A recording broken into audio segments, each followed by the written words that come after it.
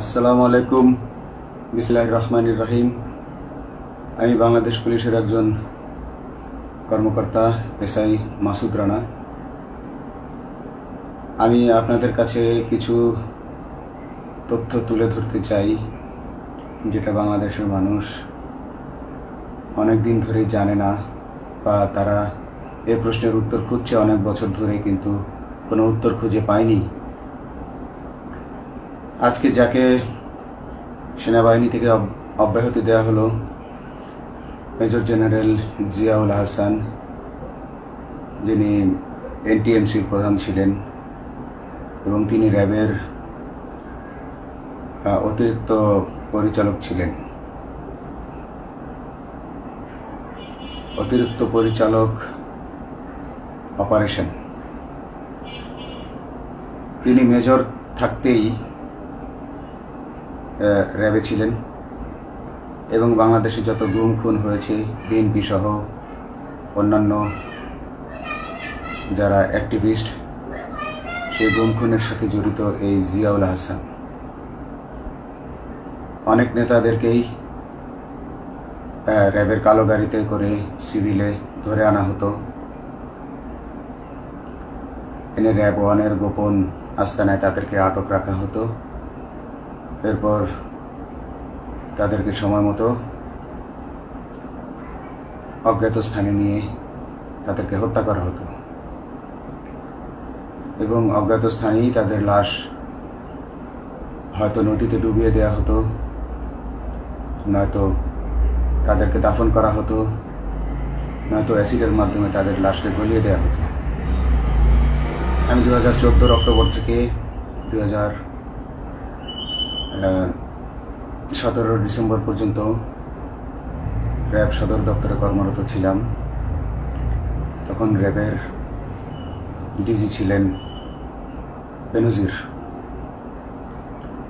যিনি আজকে দেশের হাজার হাজার কোটি টাকা চুরি করে, পুলিশের হাজার হাজার কোটি টাকা চুরি করে পালিয়ে গেছেন বিদেশে।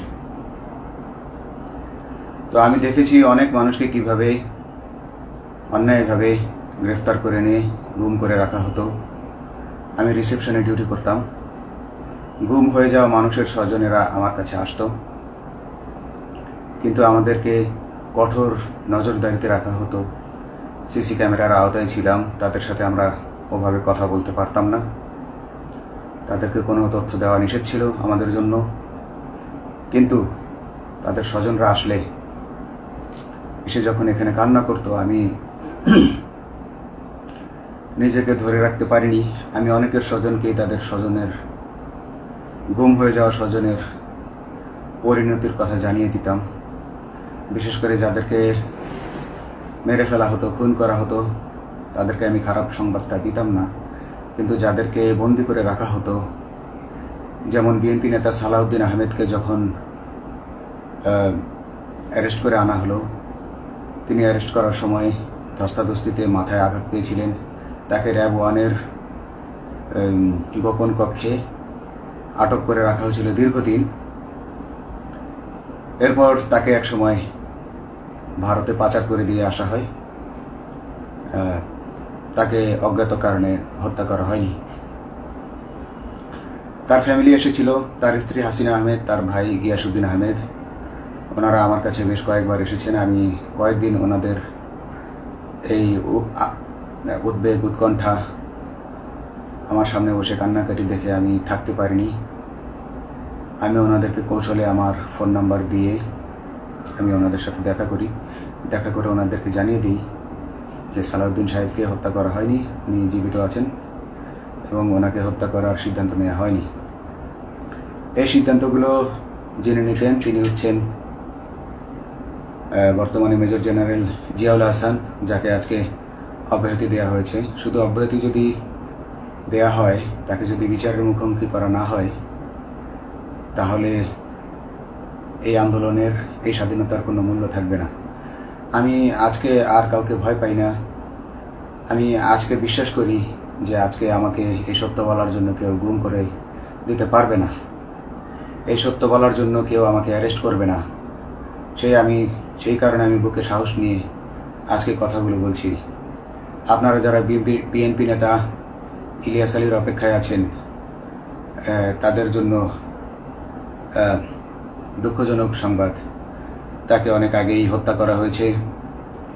তাকে পতেঙ্গা সমুদ্র সৈকত দিয়ে কড়া পাহারায় সাগরের মাঝখানে নিয়ে স্পিড বোটের মাধ্যমে মুখে পলিথিন পেঁচিয়ে হত্যা করে, তার পেট ছুরি দিয়ে ছিদ্র করে, তাকে পাথর দিয়ে বেঁধে সাগরে ডুবিয়ে দেওয়া হয়েছে। শুধু ইলিয়াস আলী নয়, অনেক নেতার সন্ধান যারা আজও পাননি। কিছু মানুষ তো ঘর থেকে উদ্ধার হয়েছে, কিন্তু যাদেরকে আপনারা পাননি তাদের সবার এই করুণ পরিণতি হয়েছে। আমি যদিও তারা এই কাজগুলো অতি গোপনে করত এবং র্যাবের অন্যান্য শাখার কর্মরত কর্মকর্তা কর্মচারীরা এটা জানতো না, কিন্তু আমি অত্যন্ত বিচক্ষণভাবে আমি এই খবরগুলো নিতাম, কারণ আমি জানতাম এগুলো একদিন আমি প্রকাশ করতে পারবো। এবং এই দিনটার অপেক্ষায় ছিলাম আজকে এত বছর, মানুষের কাছে সত্য প্রকাশের। বাংলাদেশের মানুষ জানুক যে কারা খুনি, কারা এত মানুষকে খুন করেছে, এই দেশ থেকে এই দেশে ত্রাসের রাজত্ব কায়েম করেছে। তারা মাদকের ক্রসফায়ারের নামে যে হত্যা ট্র্যাডিশন চালু করেছিল, এই ট্র্যাডিশনের উদ্দেশ্য ছিল বিরোধী দলের লোকজনকে হত্যা করা। কারণ পুলিশ এবং সেনাবাহিনীর অনেকেই মানুষ হত্যা করতে ভয় পেত, তারা এটাতে অভ্যস্ত ছিল না। অনেকেই অনেক সাহসী, কিন্তু একটা মানুষকে হত্যা করার পর তারা আর ঘুমাতে পারতো না, তাই তারা এসব কাজ করতো না। কিন্তু খুনে হাসিনা কিছু মানুষকে এভাবে হত্যা করতে করতে পুরস্কৃত করার মাধ্যমে হত্যা করতে অভ্যস্ত করে ফেলে। তারাই এই গ্রেফতারকৃত এই গুমকৃত মানুষদেরকে গুলি করে হত্যা করত। এবং তারা এতটাই নিষ্ঠুর যে তারা এক একজন কয়েক শত করে হত্যা করেছে। এবং এই মানুষগুলোর সংখ্যা বেশি নয়, কারণ সবাই লাশ দেখতে পারে না। একটা মানুষকে খুন করার পর লাশের যে ছটফটানি এবং মাথায় গুলি করার পর মাথার যে বিকৃত অবস্থা, এই জিনিসগুলো আমাদের অনেকেই আমরা সহ্য করতে পারি না। তাই আমাদের মধ্য থেকে কিছু হায়নাকে বেছে নিয়ে তারা একটা টিম গঠন করে, তাদেরকে র্যাব সদর দপ্তরে বেনজির আহমেদ প্রতি মাসে পুরস্কার দিতে ডাকতেন। এবং প্রত্যেকটা র্যাবের বিভিন্ন শাখায় এরকম দু একজন রাক্ষস ছিল যারা মানুষকে শ্যুট করত, গুলি করত, হত্যা করত এবং গুম করত। তারা এখনো আছে। তাদেরকে আমি নতুন সরকারের কাছে দাবি জানাবো, তাদেরকে বের করতে হবে, তাদেরকে বিচারের আওতায় আনতে হবে। না হলে এত শহীদের বিনিময়ে যে ফ্যাসিবাদ থেকে, যে স্বৈর শাসন, যে খুনি হাসিনার হাত থেকে আমরা মুক্তি পেয়েছি, সে মুক্তির প্রকৃত মূল্য আমরা পাবো না, প্রকৃত স্বাদ আমরা পাবো না। এই খুনিদেরকে বের করতে হবে, এই খুনিদেরকে বের করে আইনের আওতায় আনতে হবে। বাংলাদেশ পুলিশ কখনোই গুলি করতে অভ্যস্ত ছিল না। আপনারা জানেন একসময় পুলিশ যে গুলি করতো না, এটা নিয়ে অনেক ব্যঙ্গচিত্র ছাপা হতো পত্রিকাগুলোতে, যে গুলি না করতে গুলি খেলনার বন্দুকে পরিণত হয়েছে। তো কিন্তু সেই নিরীহ পুলিশকে রক্তপিপাসু হিসেবে শেখ হাসিনা তৈরি করেছে। তবে সবাই নয়, কিছু কিছু মানুষ আপনারা দেখেছেন, এবং এই আন্দোলনের ভিডিও ফুটেজ দেখলেও দেখবেন যে কয়েক শত পুলিশের মধ্যে কেবলমাত্র কয়েকজনই জনতার দিকে গুলি ছুড়ছে। তো আপনারা ঢালাওভাবে পুলিশকে আপনাদের আক্রমণের নিশানা বানাবেন না।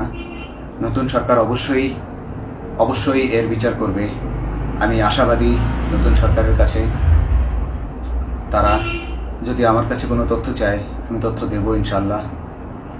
এবং এই খুনিদেরকে, এই রাক্ষসদেরকে বের করতে হবে।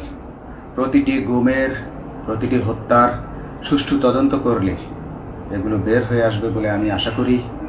এবং আমি চাই এরা ধরা পড়ুক, এদের বিচার হোক, না হলে এরা যুগে যুগে এই রাক্ষস যুগে যুগে রয়ে যাবে, আমাদের মাঝেই তারা লুকিয়ে থাকবে এবং যুগে যুগেই তারা মানুষের রক্ত পান করেই যাবে। পুলিশ বাহিনী মানুষকে সেবা করবে, এটাই হওয়া উচিত পুলিশের ধর্ম। পুলিশের ধর্ম হবে মানুষ পুলিশের জন্য, পুলিশ মানুষের জন্য। উন্নত রাষ্ট্রের পুলিশ মানুষ যেভাবে পুলিশকে ডাকলেই পুলিশ 5 মিনিটের মধ্যে ছুটে যায়, তাকে সাহায্য করে। আমরা বিভিন্ন ভিডিওতে দেখি যে পুলিশ হাঁসের বাচ্চাকে রাস্তা পার করে দিচ্ছে, একজন অন্ধ মানুষকে রাস্তা পার করে দিচ্ছে। বাংলাদেশের পুলিশ এমনটাই করতে চায়, আমরা এমনটাই করতে চাই, কিন্তু সেই পরিস্থিতিতে আমাদেরকে রাখা হয়নি। আমাদেরকে রাখা হয়েছে দৌড়ের উপর, আমাদেরকে রাখা হয়েছে বিভিন্ন অন্যায় কাজের উপর, বিভিন্ন অন্যায় আদেশের উপর। কেউ যারা মেনেছে তারা ভালো ভালো জায়গায় পোস্টিং নিয়ে থেকেছে, যারা মানেনি তাদেরকে খারাপ জায়গায় পোস্টিং দেওয়া হয়েছে, কারো চাকরি হয়ে হারিয়েছে, কাউকে সাসপেন্ড করে রাখা হয়েছে। আমি নিজেও একজন এমন বৈষম্যের শিকার, অন্যায় মিথ্যা মামলার শিকার হয়ে আমি নিজেও বর্তমানে সাসপেনশন অবস্থায় আছি এবং এই সাসপেনশন অবস্থায় থেকে আমি আল্লাহর কাছে শুকরিয়া জানাই, কারণ এই সাসপেনশন থাকার কারণে আমি ছাত্র জনতার আন্দোলনের সাথে সংযুক্ত হতে পেরেছি। আমি সবসময় আল্লাহর কাছে দোয়া করেছি যে আল্লাহ, তুমি আমাকে মুজাহিদ হিসেবে কবুল করো, আমাকে জিহাদ করার তৌফিক দান করো এবং আমাকে শহীদী মৃত্যু দান করো। এবং আল্লাহ আমার দোয়া কবুল করেছেন। আমি ছাত্র জনতার সাথে এই জিহাদে অংশগ্রহণ করেছি, ছাত্র জনতা সফল হয়েছে। আমি গর্বিত আমি এই আন্দোলনে একজন পুলিশ অফিসার হয়েও আমি অংশগ্রহণ করতে পেরেছি।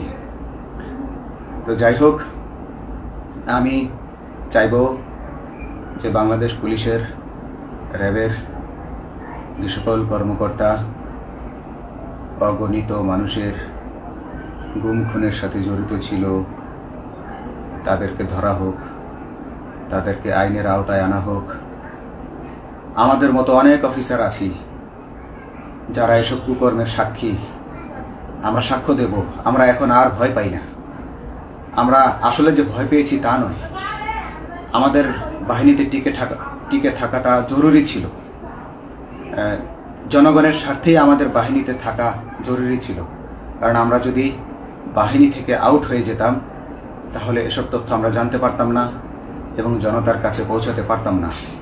জনতার কথা বলতে হলে, জনতার সাথে থাকতে হলে আমি পজিশনেও থাকতে হবে।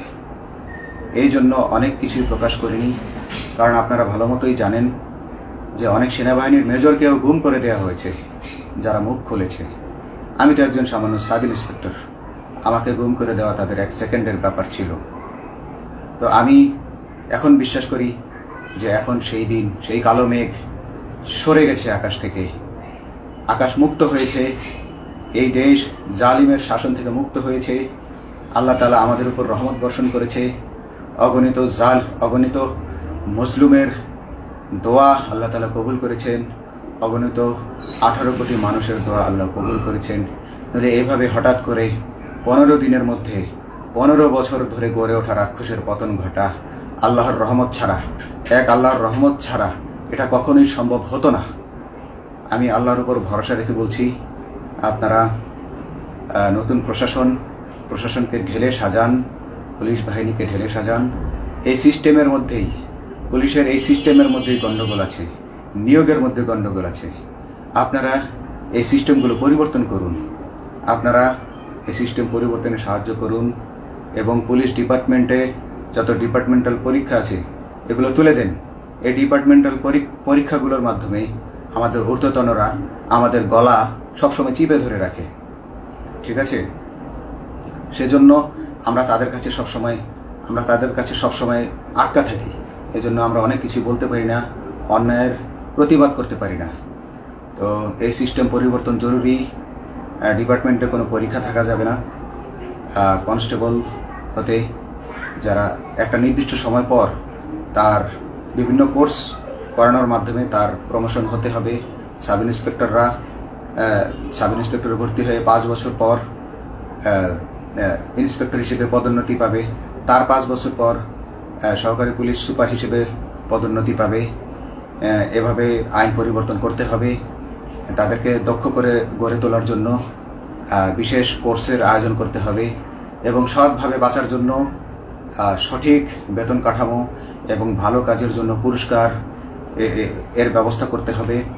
বিভিন্ন যে চোরাই মাল মাদক উদ্ধারের জন্য সেক্ষেত্রেও বিশেষ পুরস্কারের ব্যবস্থা থাকতে হবে এবং বাসস্থান এবং যানবাহন, পুলিশের যেই ব্যয়টা হয় সেটা হচ্ছে বাসস্থান এবং যানবাহন। পুলিশ আমরা নিজের বেতনের টাকা দিয়ে মোটরসাইকেল কিনে চাকরি করতে হয়, এই বিষয়টা যেন না করতে হয় এবং সরকারি বাসস্থান যদি আমাদেরকে দেয়া হয় তবে আমরা বেতনের টাকা দিয়ে আমরা মানুষকে সেবা দিতে পারবো, সৎভাবে চলতে পারবো এবং দেশের মানুষকে সন্তুষ্ট করতে পারবো ইনশাল্লাহ।